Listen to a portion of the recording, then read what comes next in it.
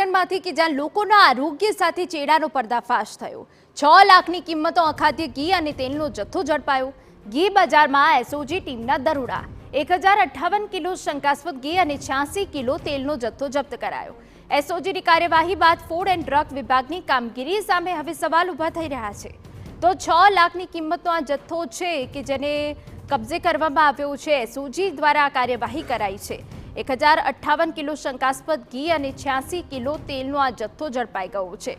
એસઓજીની કાર્યવાહી બાદ હવે ફૂડ એન્ડ ડ્રગ્સ વિભાગની કામગીરી સામે સવાલ ઊભા થઈ રહ્યા છે।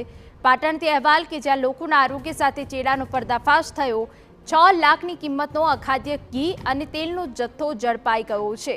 એસઓજીની ટીમે દરોડા પાડ્યા અને તે દરમિયાન આ કાર્યવાહી કરી છે। સંવાદદાતા સુનિલ પટેલ વધુ વિગતે વાત કરવા જોડાયા છે। સુનિલ, પૂરી વિગત।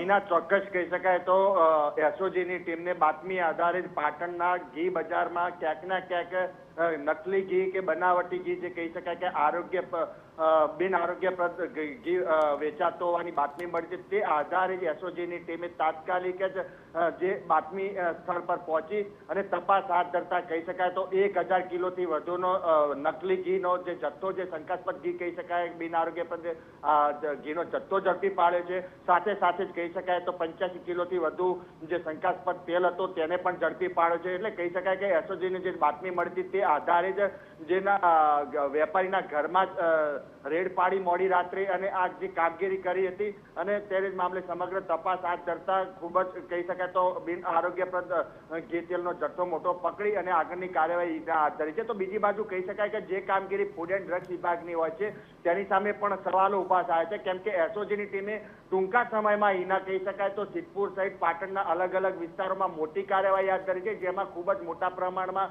નકલી તેલ બનાવતી ફેક્ટરીઓ ઝડપી છે, ઘી બનાવતી ફેક્ટરીઓ ઝડપી છે અને વેપારીઓ જે કહે છે તેમને પણ ઝડપી પાડે છે। પરંતુ ફૂડ એન્ડ ડ્રગ્સ વિભાગની જે કામગીરી છે તેની સામે અનેક શંકા અને સવાલો પણ ઉભા થયા છે। ઈના, બિલકુલ આભાર સુનિલ।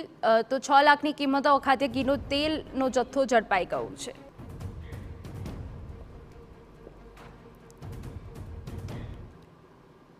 સમાચાર પાટણમાં